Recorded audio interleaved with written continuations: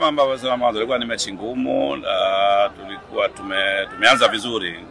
Dakika 25 tulikuwa tunajaribu kumanage mpira, tunajaribu afford pressure ya Iran. Walikuja na high pressing, wakajaribu kutupress kadri ambavyo inawezekana.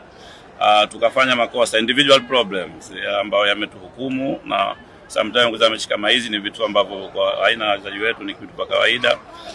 Tumeenda kusawazisha, tumerudi second half, some substitutes zimeweza kuboost. Tumejaribu kudominate second half, nafikiri kwa better zaidi, tumecreate some chances, hatukuweza kuzitumia.